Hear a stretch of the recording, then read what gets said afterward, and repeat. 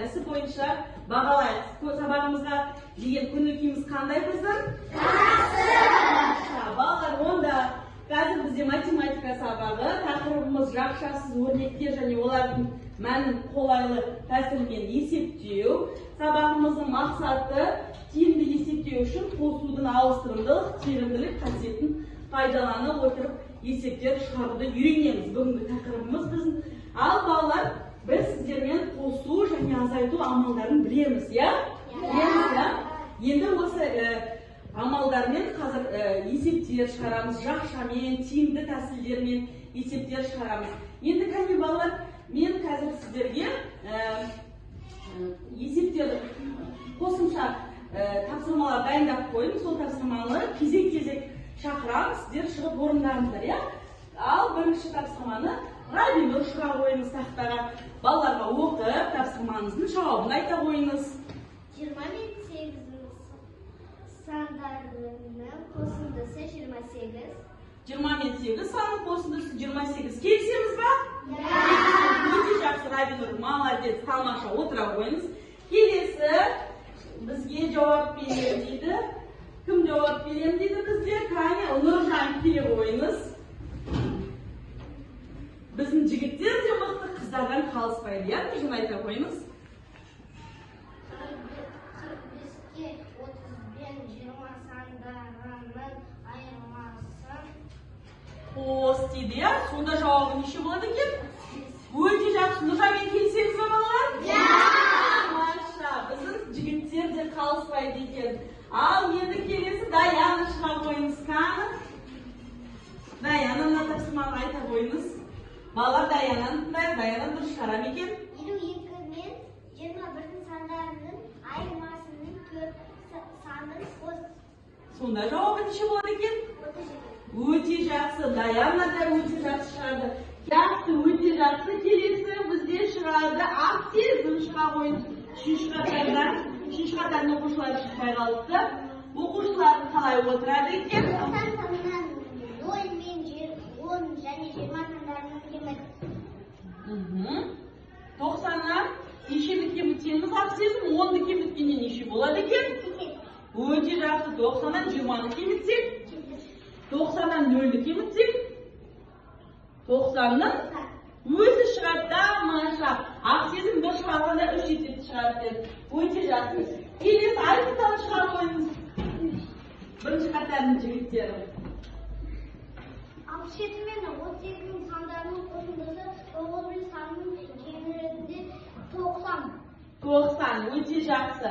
Ал енді бір есеп қалды, оған Айнара шыға қойыңыз. Үшінші қатардан бір-ақ есеп шықты. Келесі Айнара.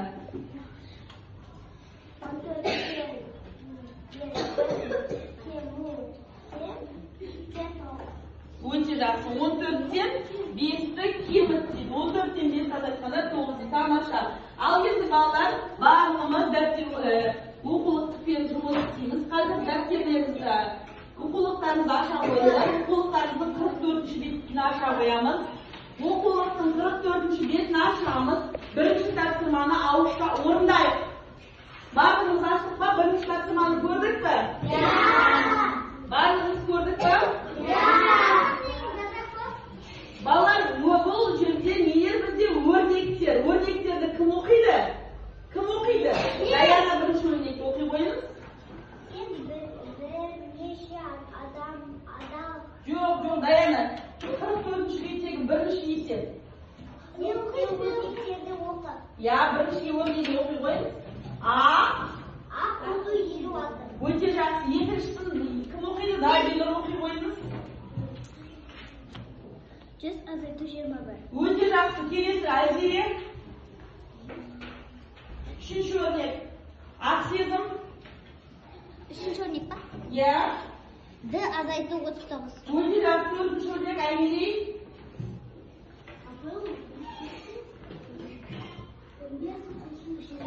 Өте жақсы. Ақырғы өрнек Нұрали.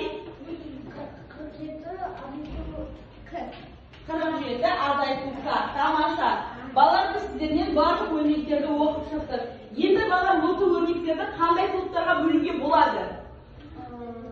Biz o'tgan sabaqda qanday postlar bo'ldi? Sandı және әріпті өте жақсы. Тамаша балалар, естеріңізде қалды.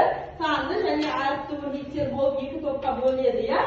Тамаша. Енді балалар қазір сіздер екінші тапсырмаға қарайық. Әр бағандағы қосындыларды салыстыр дейді. Бірінші бағандағы қосындыларды салыстырайық. Қандай қосындыларды көріп тұрмыз балалар? Алтындағы екінші өрнегі? Балалар, біз бұл жерде қандай ереже шығаруға болады? Қандай ереже? Қосылғыштардың орнын ауыстырғанымен қосындының мәні өзгере ме? Өзгермейді балалар. Қараңыз, 7-ге 9-ды қоссақ неше болады?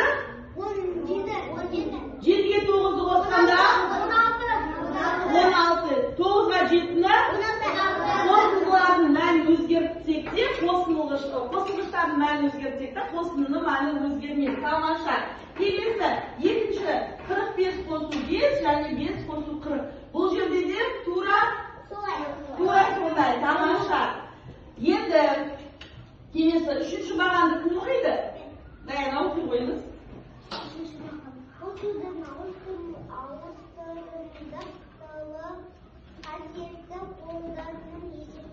Балалар, енді үшінші есеп бізде қосудың ауыстырымдылық мәнін қасиетін пайдаланып есепте дейді. Қараңыздар балалар, бұл біздің жаңағы тақырыбымызға келіп қалдық. Қосылғыштардың орнын ауыстырғанмен қосудың мәні өзгермейді деген ережеміз бар еді ғой, сол ережеге сәйкес есепті шығарамыз. Енді қараңыздар, бізде былай дейді, 28 қосу 40 қосу 2 дейді, я? Бұл жерде балалар қалай шығарамыз? Қосудың ауыстырымдылық қасиетін пайдаланамыз. Бүгінгі дәптерімізді ашып, бүгін күн ретін жазып қояйық. Қазанның 6-сы, сынып жұмысы. Барлығымыз жазып қояйық.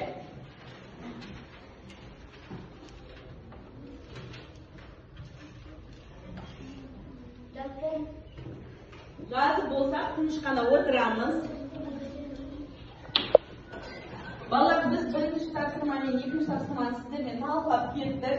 Қосылғыштардың орнын ауысқанымен қосындының мәні өзгермейтін ережені білдік. Осы сабақтан енді үшінші тапсырманы сол ережеге түйіне отырып шығарайық. Балалар, қараңыздар. 28 қосу 40 қосу 2 дейді. Енді біз қараңыздар. 28 қосу 40 қосу 2. Біз енді осыны сіздермен тиімді тәсілмен шығаруымыз керек. Тиімді тәсілмен қалай шығарамыз?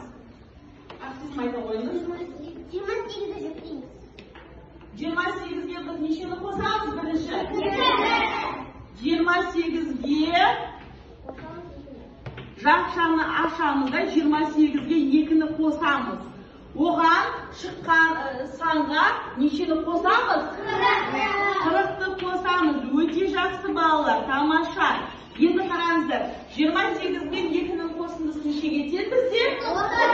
30-ға тен. Мына 30-дан 30-ға 40-ты қосқанда 70-ге тен. Тамаша, өте жақсы. Енді осы есепті, осы тапсырмадағы келесі үшінші тапсырмадағының екіншісі 70 қосу 15 қосу 10 дегенге тақтаға кім шығар дейді? Ақсезім шыға ғой. Тиімді тәсілді пайдаланып шығарамыз, я? 70 қосу 5 қосу 10. Енді ақсезім тиімді тәсілді пайдаланамыз. Осы жерде жақшаны ашамыз, өте жақсы. Бізге қай сандарды бір-біріне қосқан тиімдірек болады? Өте жақсы, тамаша.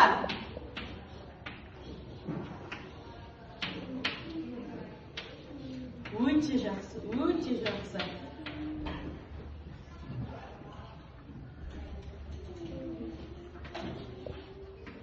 Тамаша, ақсезім, өте жақсы. Келесі есепке тақтаға кім шығам дейді? Нұржан шығар қойыңыз. Жылдам. 34 пен 50-дің қосындысына 6-ны қосты. Біз оны да жаңағыдай тиімді тәсілмен шығарамыз. Балалар барлығымызға тақсыға түсінікті болып жатыр ма? Тақтадағыны жазып отырамыз, балалар. Тақтадағыны жазып отырамыз. 34 қосу 50, қосу 6. Тиын. Енді тиынды тәсілмен шығарамыз. Жақшаны ашып, қай санды қосқанда тиімді болады бізге? 34-ке қосамыз. 34-ке нешені қосқанда тиімді болады екен?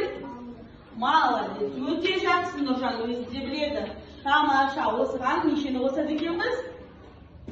50-ді қосамыз.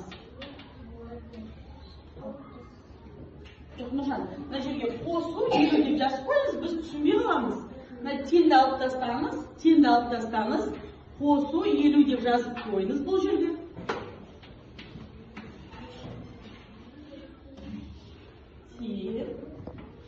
Өте жақсы. 34 пен 6 қосындысы. Оған 50-ді қоссақ.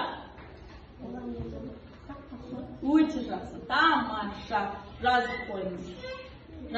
Өте жақсы. Келесі 20 қосу 64 қосу 10-ға кім шығады дейді тақтаға? Ақырғы есепке кім шығады дейді тақтаға? Тағы кім шығады дейді? Тағы. Айсұлтан шыға қойыңыз. 20 қосу 64 қосу 10. 20 қосу 64 қосу 10. 64.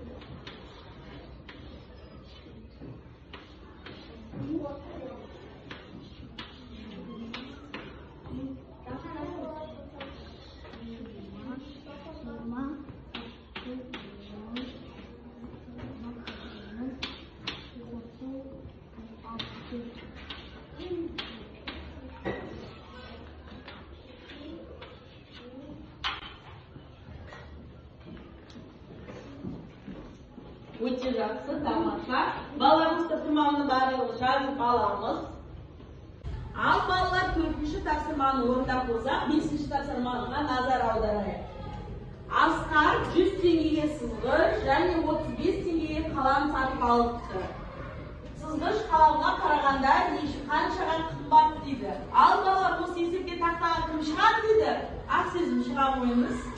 Шартын, сұрағын, жауабын барлығын жазамыз. Асқарда барлығын ештеңе ақша болыпты?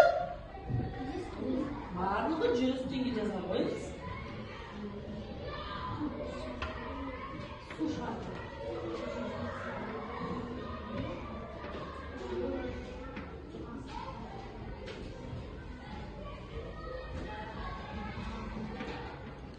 Барлығы 100 теңге. Өте жақсы. Сызғыш нештеге тұрады екен?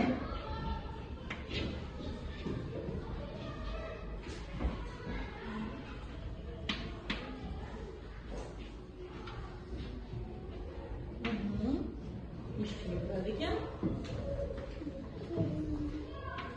Тамаша. Нештеге ақшасы келесі. Қалам нештеге тұрады екен? Бізге белгілі ма? Жоқ, тамаша, жазып қойыңыз.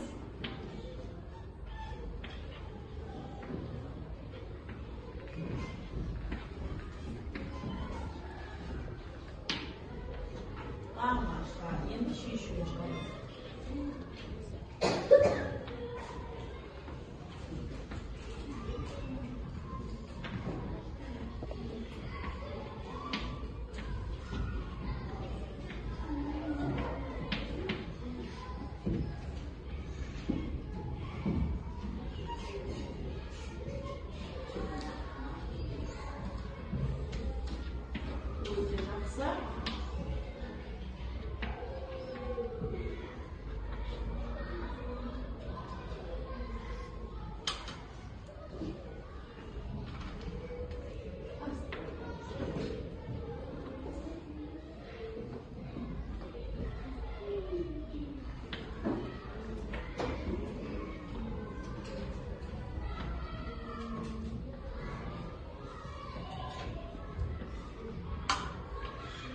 Өте жақсы, тамаша.